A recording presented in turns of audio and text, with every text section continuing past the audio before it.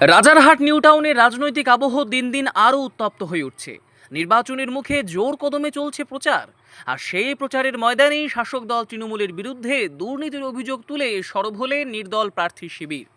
আজ new town ঘুনি অঞ্চলের নির্দল প্রার্থী অভিমন্যু শাণ্ডিল্যের সমর্থনে প্রচারে নামেন তার এজেন্ট শাহ আলম মোল্লা। ঘুনি, হাতিয়ারা, নোয়াপাড়া সহ বিস্তীর্ণ এলাকায় ঘুরে ঘুরে প্রচার চালান তারা। প্রচারের সময় স্থানীয় বাসিন্দাদের সঙ্গে কথা বলে এলাকার দীর্ঘদিনের সমস্যা সরজমিনে তুলে ধরেন। বিশেষ করে ভাঙাচোরা ও বেহাল রাস্তার চিত্র এবং ট্রেন পরিষেবা অনিয়মিত ও দুর্বল অবস্থার কথা সামনে আসে।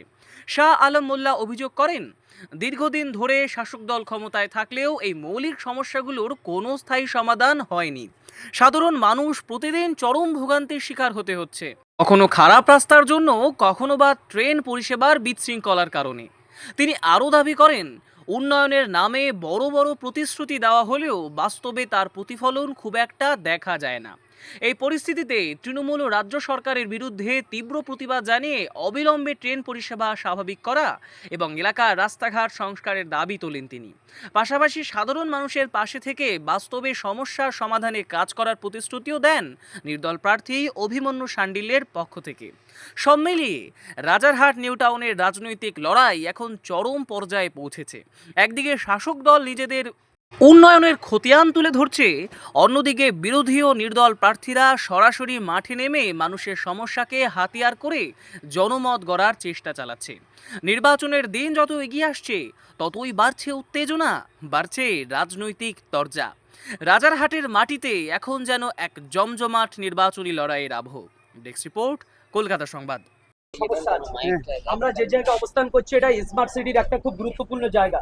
হাতিয়ারা এলাকার মধ্যে ঘুরছি, কিন্তু আমরা বারবার বলছি যে আমাদের এই নেতারা নিউ টাউনের রাজারহাটকে দুটো ভাগে ভাগ করে দিয়েছে। এক ভাগ করেছে স্মার্ট সিটি আর রাজারহাটের বিভিন্ন এলাকায়। যখন আমরা ঢুকি সেই সমস্ত এলাকায় আমরা অনুন্নয়ন দেখতে পাই। আমরা মানে সিটির মধ্যে থাকার পরেও ড্রেনের অবস্থা প্রচন্ড খারাপ।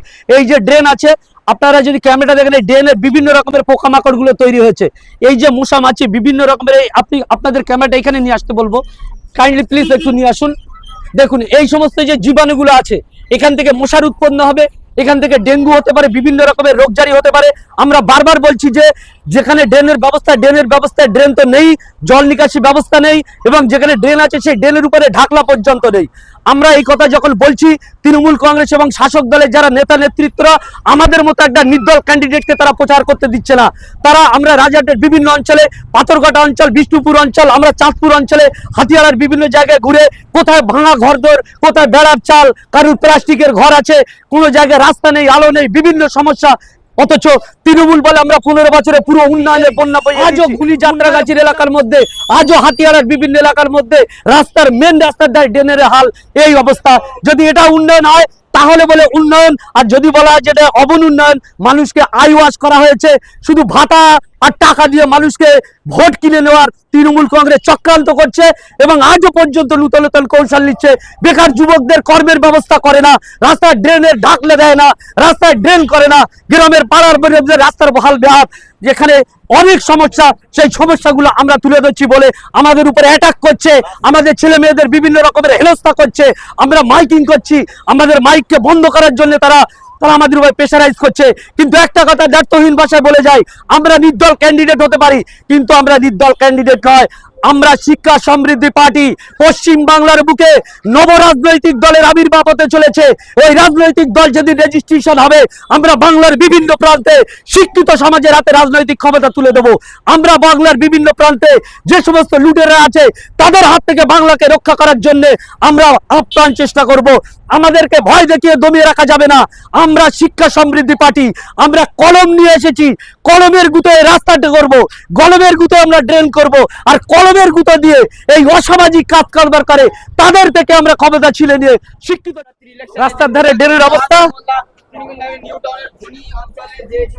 এই এলাকা দিয়ে এই পর্যন্ত জল জমে আছে, এইখান থেকে জল পাস হওয়ার কোনো লাইন নেই।